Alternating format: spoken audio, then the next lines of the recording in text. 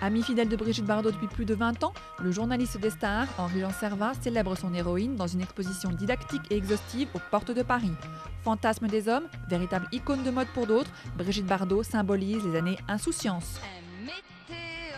L'idée de Bardot, quand elle était toute gosse, elle avait 7 ans, c'était d'être danseuse étoile. Donc elle a étudié le ballet classique, ses parents l'ont mis dans différentes écoles de danse. Par une copine de Madame Bardot qui confectionnait des chapeaux pour ses amis, justement, l'ami lui dit « Mais ta fille est mignonne et ravissante, pourquoi ne pas lui faire faire quelques petites photos ?» Les parents de Brigitte ne tenaient absolument pas à ce que leur fille jouât les mannequins et ils ont accepté qu'elle le fût uniquement à condition que son nom fût marqué et qu'elle ne soit pas payée.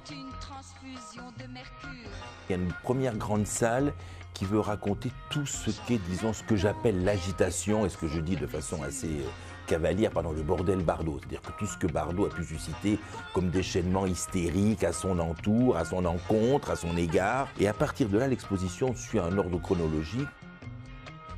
Son exemple même a servi à des générations entières de voir cette fille qui avait le courage, le culot, l'aplomb, l'audace de prendre un fiancé, d'en trouver un autre qui lui plaisait plus.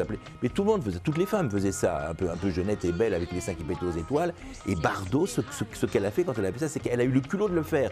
Et comme elle était publicisée à l'extrême et photographiée, ça prenait des proportions de scandale insensées. Mais elle n'a rien fait d'autre, Brigitte, que de vivre en conformité avec la nature, selon ses envies, ses goûts, en ne faisant du mal à personne.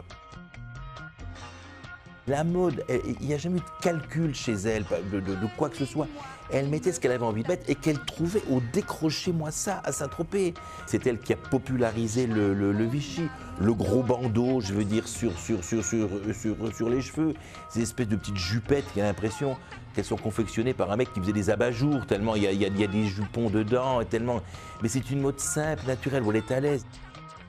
Quand elle est sur un écran, elle palpite, je trouve. Elle fait palpiter la pellicule de naturel, elle n'est pas gênée, donc elle transmet ça, donc c'est ça que je trouve formidable.